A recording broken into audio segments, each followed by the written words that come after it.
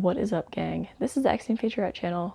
I'm Chris, and I have a TGIX review for you today, and I am excited because this one is a beast. Arrow Video USA sent to me for review the Giallo Essentials box set. This is new. It is released right now, so you can pick it up. This is a set of 3 Gialli that they previously released a couple years ago, very recently. And we have 1965's The Possessed, we have 1971's The Fifth Chord, and we have 1978's The Pyjama Girl Case. So it's pretty cool that they took a sampling from the different years of Gialli because they're all very, very different. So it's a really cool collection. I had only previously seen one of these. When this was released, I picked this up because it interested me. And I never reviewed it on my channel, but I really enjoyed it. I watched it at the time and I really enjoyed it. So I'm going to give a brief review for each one of these 3 movies so you can see if they sound like something that you're interested in, and then I will talk about this beautiful box. So first of all, we have this slip, and there's artwork whenever you take the slip off. So let's crack on in. I'll go in chronological order, starting with The Possessed.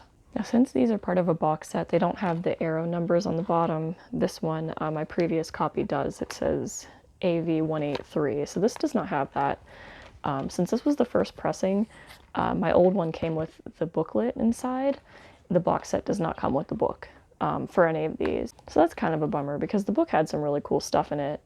It had an essay about the Alleghe killings, which the story is based on. So the movie is based on a novel, which is based on actual events that took place in 1933, I believe. So The Possessed is definitely a proto-Giallo. It's early, 1965. It's early in the days of Gialli. So it's honestly, it reminded me more of film noir or like an art film from the 60s.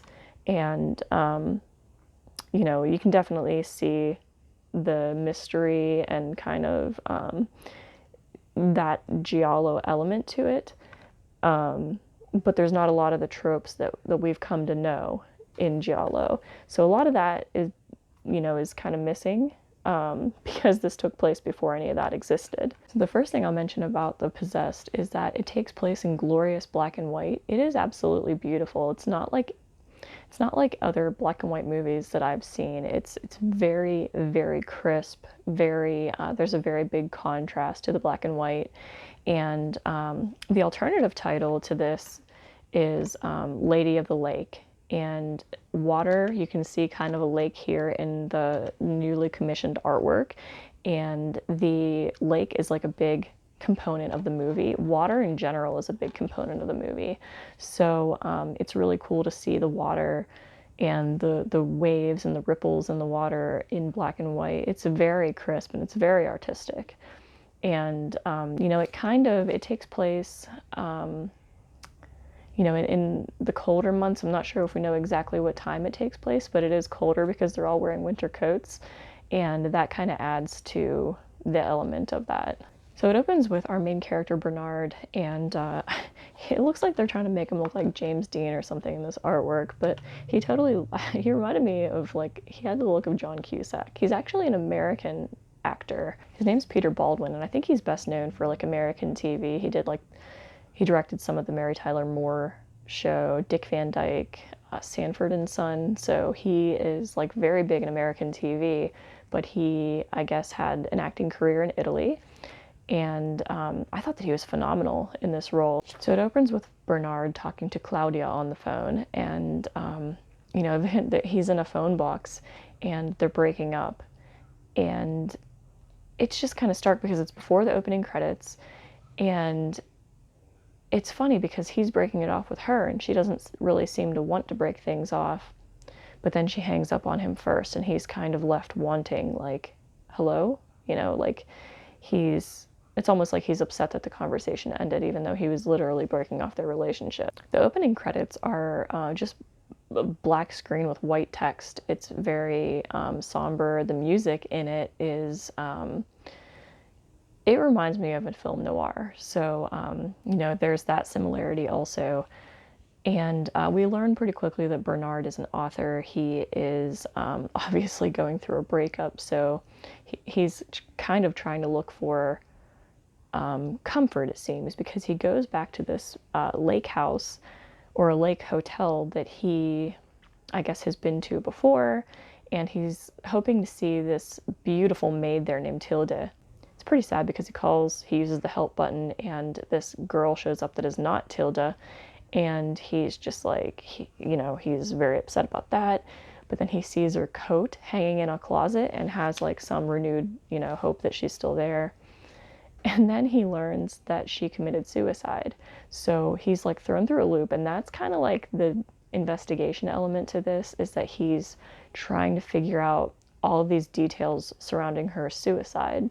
He goes to like a photo processing shop, and the photo guy there is like, his name's Francesco, and he has a hunchback. They kind of talk about that, and it kind of gives you this feel, because it's like a very rural mountain town that he's in with this lake, and it's a very small town, and we understand that rumors kind of circulate quickly, but the appearance of Francesco kind of gives us a feeling like, it's like the town itself is odd. Like, it seemed, because we don't meet a lot of town people, it's mostly just the people that work at the hotel and some cops. So really, Francesco's kind of our reflection of the town itself.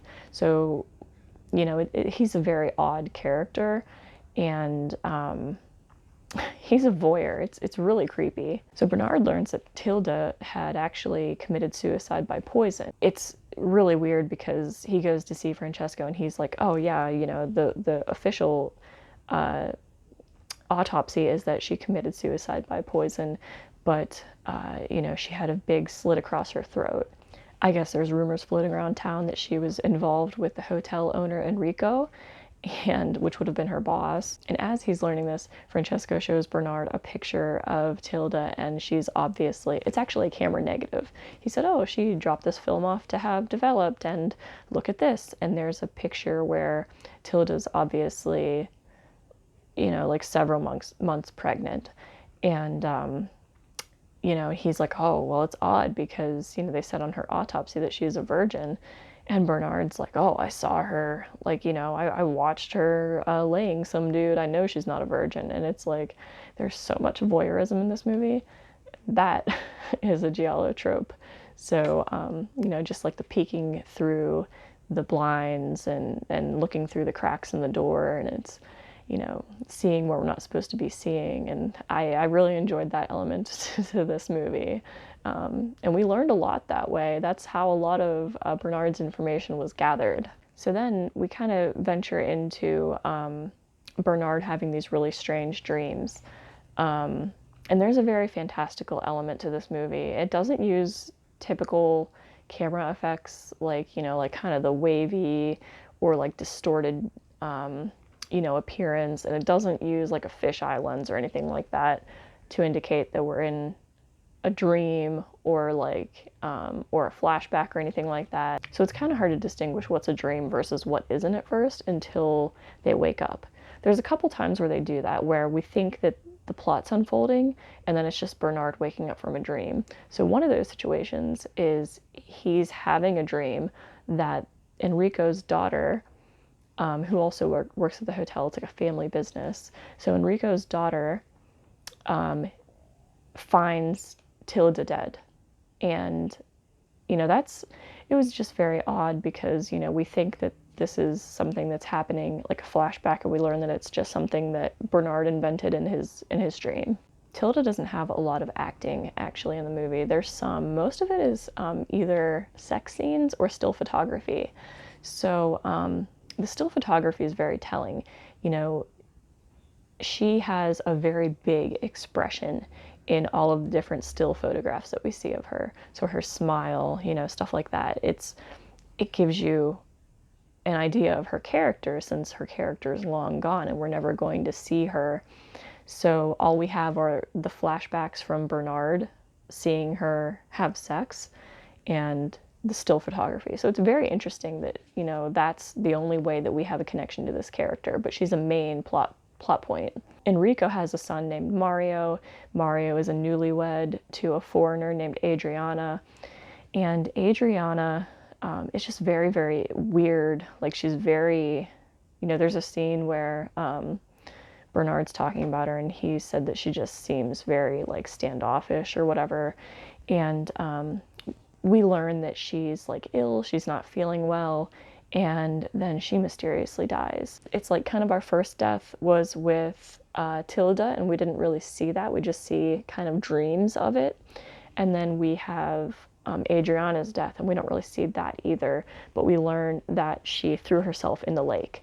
So Bernard immediately thinks that these two deaths are linked, and that kind of fuels his investigation. There's so many situations where, we see somebody else wearing Tilda's coat, or we see somebody else wearing somebody else's coat, and it's just like, or we're seeing a flashback or something else and we learn it's a dream. There's so many situations in this movie where it's just like kind of fantastical and you can't really believe reality. So obviously no spoilers for any of these, but the big reveal in The Possessed was not that climactic, which is not to say it wasn't good. I think I rated this 4.5 stars on Letterboxd. I really enjoyed this movie. It was very artistic. It was very, it was slow and methodical, but it was so enjoyable. It was just a beautiful movie. The music to it, like I said, that it sounded like a film noir. It was very, very tense. A very tense score. The commentary, I listened to the commentary track on the special features. It sounded like an essay. There was a lot of good information in it. The dude knew his stuff. It just sounded, like an essay, which I guess it was. So the true crime element to this is that in 1933, there was a hotel maid that she died, and she had, they found next to her a bottle of iodine tincture, and they said, oh, she died of iodine poisoning, and that was it until, that was in May 1933, and then in December 1933, the wife to someone related, it was like the brother-in-law of somebody at the hotel, the wife of that person did die. I think that they said that she slipped through a hole in the ice or something, ice skating or something to do with the lake. So she did die in the lake. I haven't read the book that this is based on, but the film that's based on the book, that's based on true events, the film has a lot of parallels to the true events, so that's pretty cool.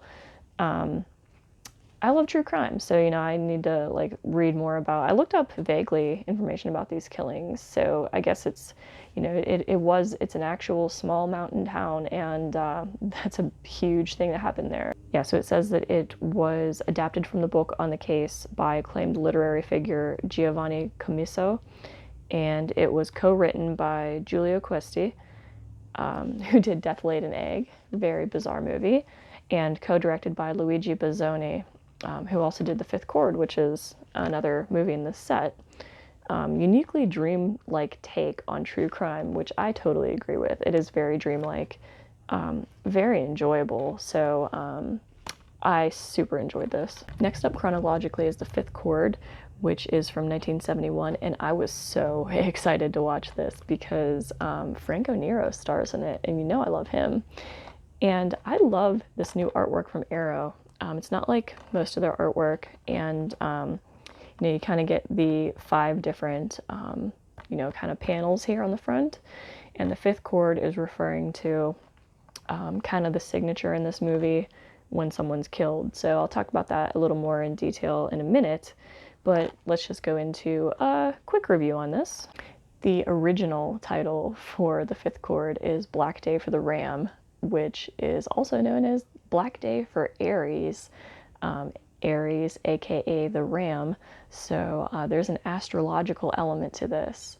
So that's interesting, but I'll get more into that in a minute. The movie opens with a New Year's Eve party, and that's pretty cool. I'm gonna have to add this to my list of New Year's Eve watches along with New Year's Evil.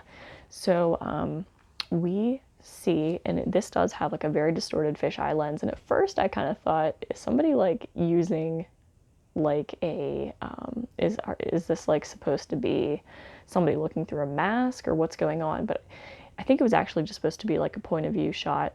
So they signify that with like a weird fisheye lens going through this bar and like all these, you know, just, it's a party. There's a lot of people there, but we are very, very quickly introduced to a lot of characters, and there's a lot of very subtle things that happen in the opening sequence that if you blink, you're gonna miss them.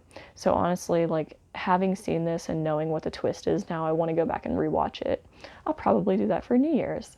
So yeah, I definitely want to rewatch. Now they do flash back to the opening sequence many times in this because they refer to it a lot, but there's just, it happens so quick, like you're going through this party and that's it. So if you watch this, pay attention to that sequence. There's so many characters, and honestly, like until the end, I was very confused, and even after the end, I had to like, you know, watch a couple reviews to see what was going on. Shout out to Room 237 reviews, because he explained like a lot of stuff that I just totally missed or didn't pick up on. So Franco Nero plays Andrea, and Andrea is, he's kind of like he's definitely an alcoholic. I mean, I posted a story on Instagram of him just like guzzling a bottle of J&B. So there's that. Check that trope off. At first, you know, he always wears like a beige trench coat in this. So at first, based on his demeanor and his appearance and the fact that he worked at like some bustling office, first I thought he was like kind of a detective. But you know, detective, newspaper reporter, like they're so interchangeable in these like 70s flicks. So he's a newspaper reporter. He's very just like downtrodden and depressed and an alcoholic. So he is the one doing the investigating. He's introduced in the party sequence, and he is kind of, he doesn't have an alibi for any of the murders that take place. I don't even know what order to review this in, so I'll just go through the characters. We have Helene, who's Andre's ex. She has a kid, and she's married, but she's getting divorced. She's played by Sylvia Monti. Then there's Isabel, who is Ira von Furstenberg. She's engaged to Edward. Isabel and Edward are the first to view an attack that took place in a tunnel, I think the night of the party. So we see them because they witnessed the attack. So there's a character named John Lubbock. He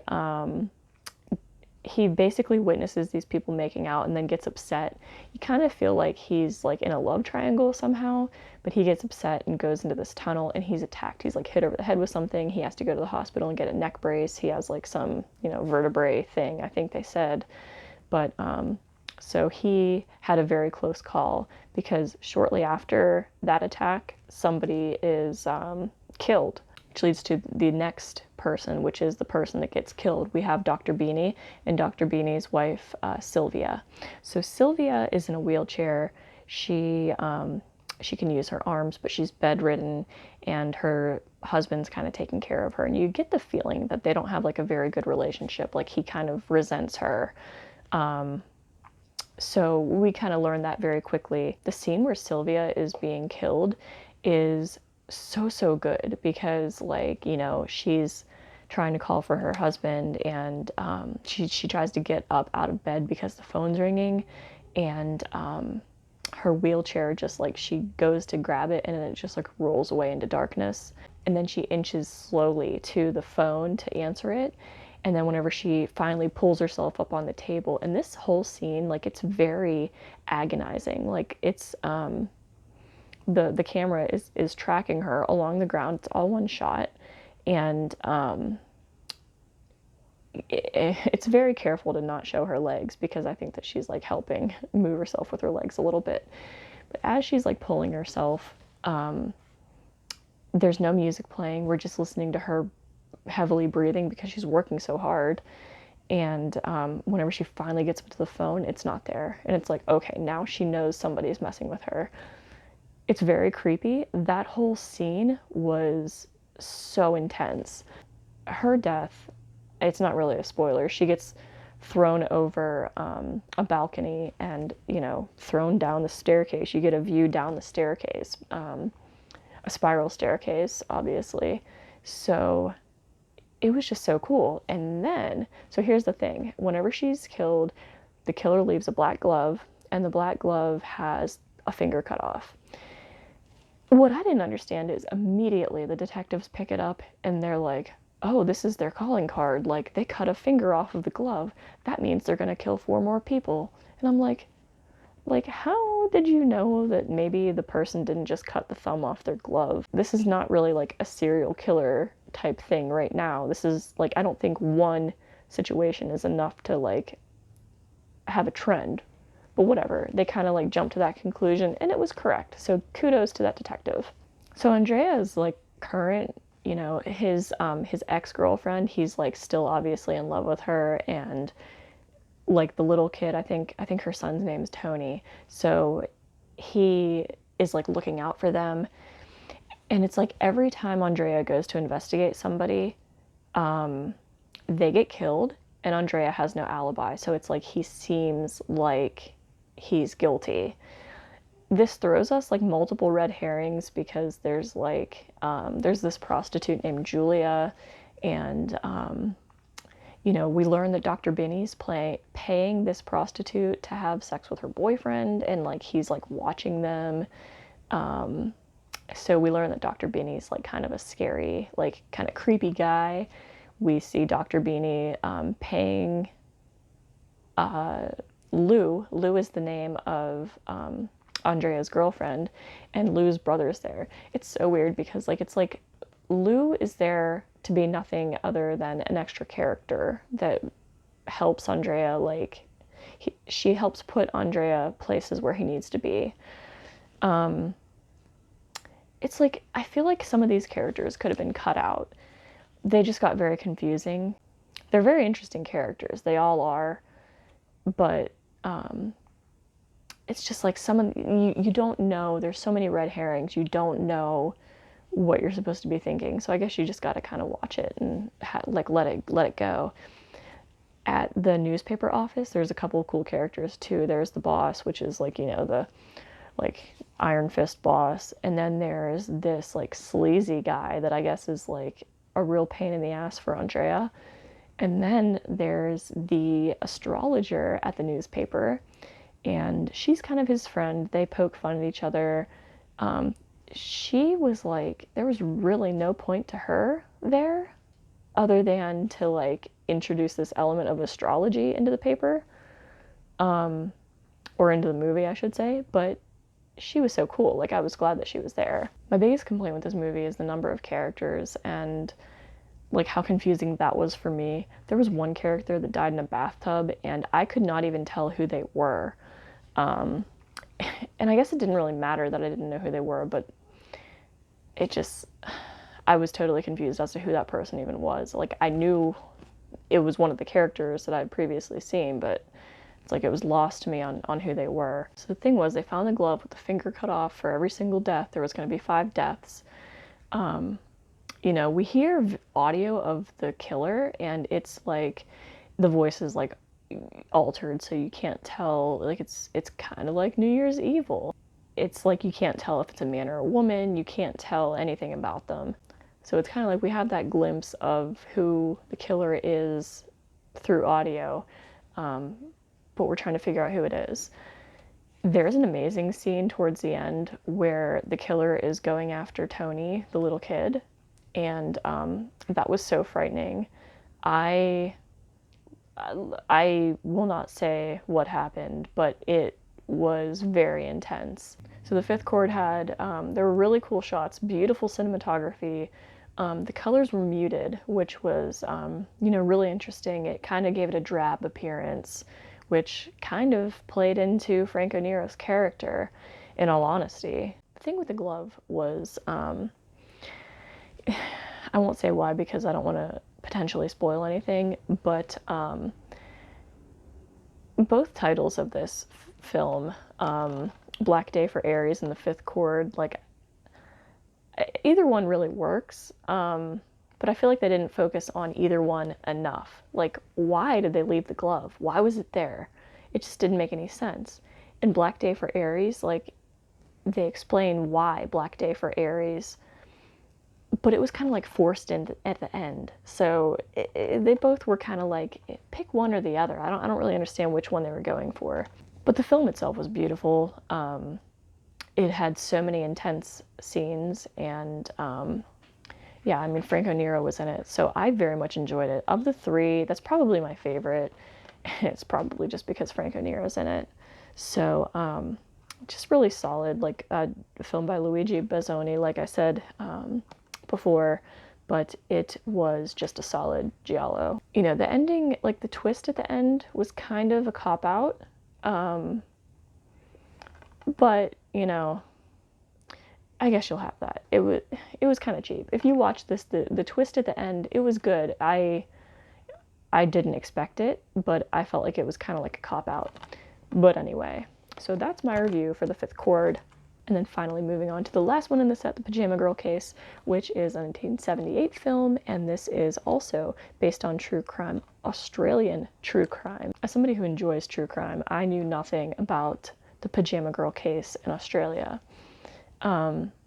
What's interesting is this movie was actually shot in Australia, but you really wouldn't know. Like there was really no reason for them to go there. Like they had like a couple scenes that were just, they happened to be shot in front of the Sydney Opera House. But if you took that away, they could have filmed this in Italy. So was this just an excuse to go on an Australian vacation? Perhaps. So I think I said on Instagram that this has a very low kill count, but a high sex count. There was so much sex in this movie, but it wasn't really like, it wasn't sex scenes so much as the aftermath and like the main girl going from guy to guy. I was just like, what is even happening? Like, it's just like, okay, now I'm in the car and now I just had sex, so I'm going somewhere else. And that was like a very big portion of the movie.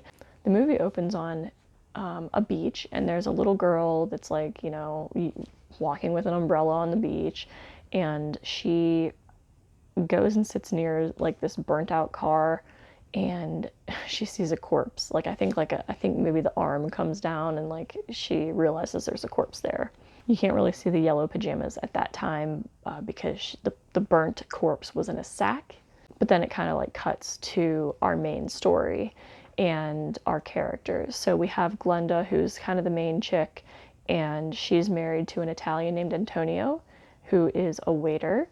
And then she's also seeing a German immigrant named Roy, and he's a glass worker. He works in a factory. We see him at the factory. They have sex at the factory. And then she's also seeing a very old doctor named Henry.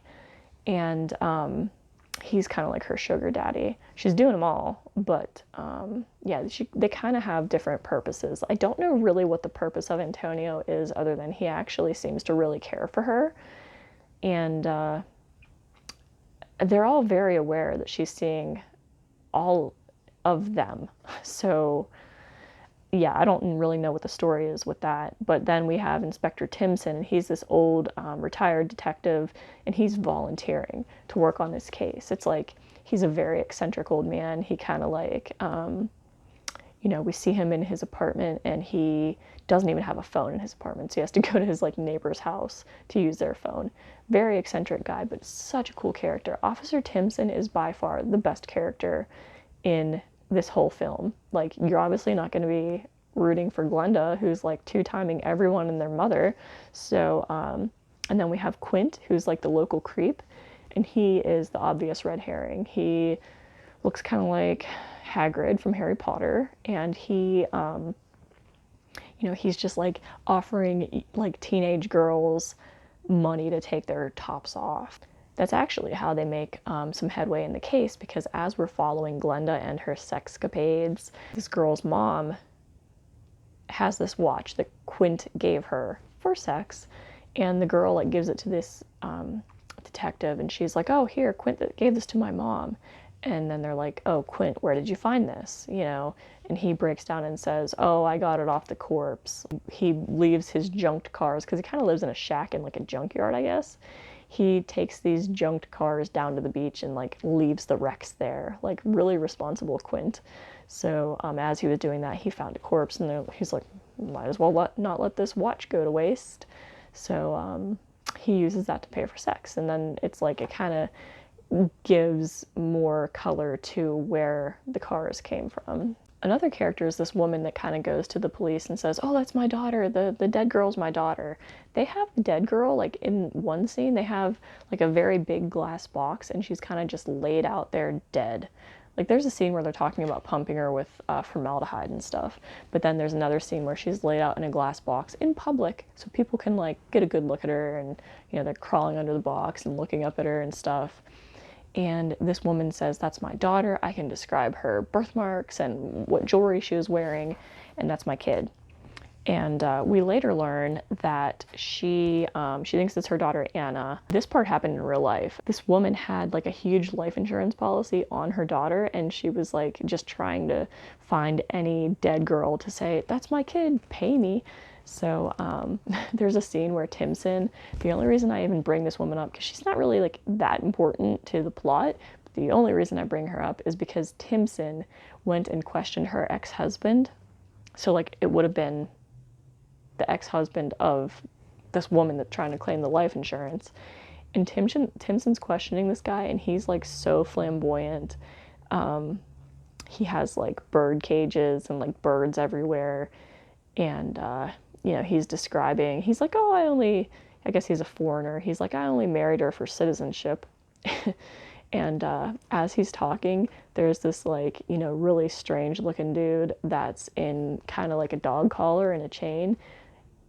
And the ex-husband's like, "Oh, like, oh, there you are." And it's like, okay, like, so there's a boy toy in the mix there. So although our main characters are kind of not likable, you know, Henry, there's a scene where Glenda tries to like go off with Henry, and he ditches her because like, you know, that's just his side piece. And Roy is just like, he's just in it for sex. You know, Roy does not have any other motives with Glenda. But Antonio's like, "Oh, you know, we can do this, and you can work as a waitress." And that was kind of her last straw. That was why she kind of tried to leave Antonio. She's like, "I don't want to be a waitress. Peace. I'd rather be this guy's, you know, sugar baby." So you just have a strong dislike for Glenda because she's a hoe. Time is an interesting element of this movie. It's kind of mysterious, and I won't say anything else because then that would spoil everything. I wanted to like the Pyjama Girl case more than I did. It was definitely a solid Giallo. It was worth a watch. If you buy this set, you know, I definitely think that you should watch it. But it was just kind of like, there was really no one to be interested in. And, you know, I don't need a high kill count to enjoy a movie. I don't. There was not like typical like black glove killer in this, but you know, there is a twist at the end. I was not familiar with the real life case, so this entire movie was new for me. And it's just like, other than Timson, there was nobody to like, and that really sucked. You know, it was cool having the gay dude as like, you know, the flamboyant guy as some comedic element, but that was like for 2 seconds.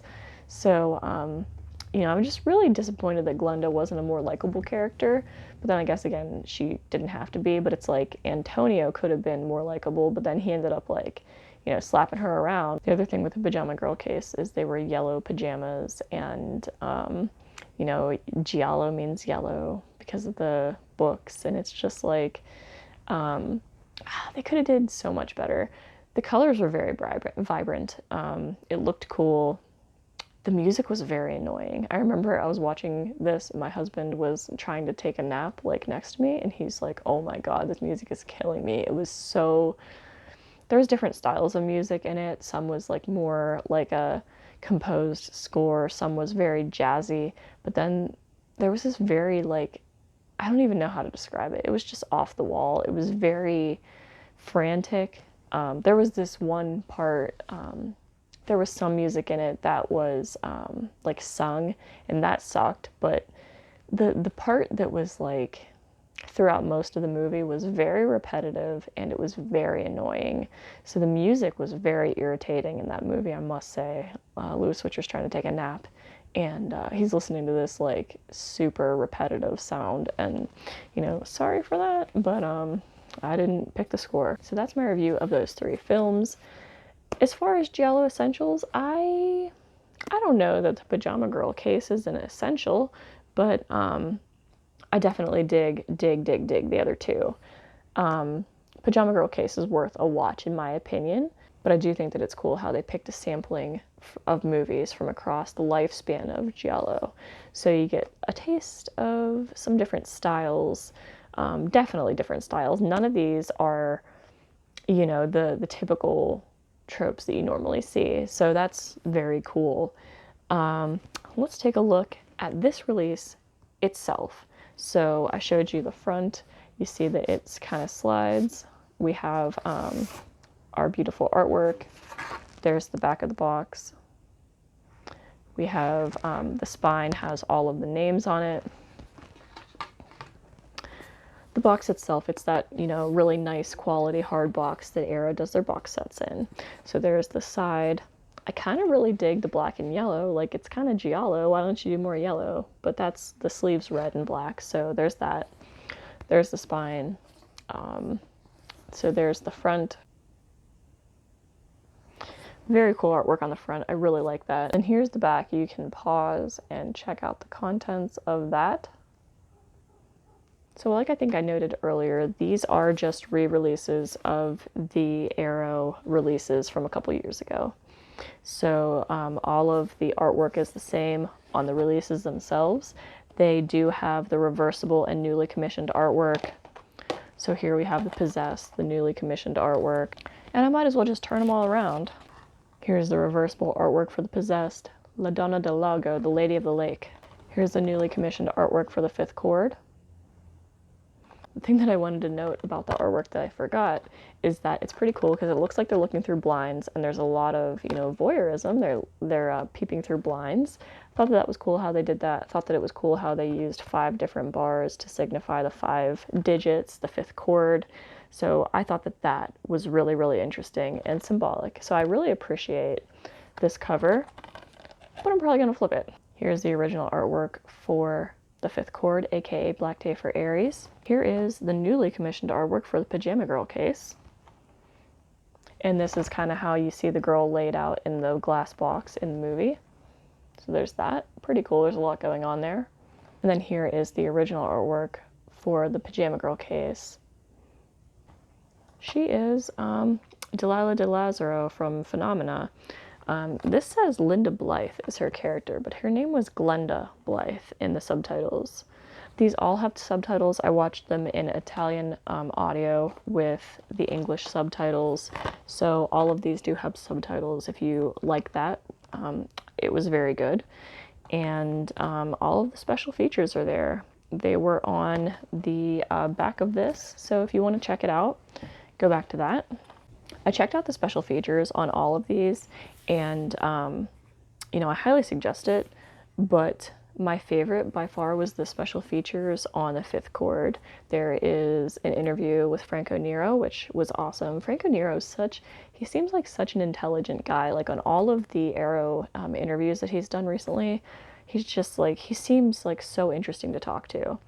And then the commentary on the 5th chord was very good too. Many thanks to Arrow Video USA for sending this to me for review. I absolutely loved it. I hope that all of you check this out. If you do, leave me a comment if you have picked it up already, or if you are waiting to get it in the mail, let me know.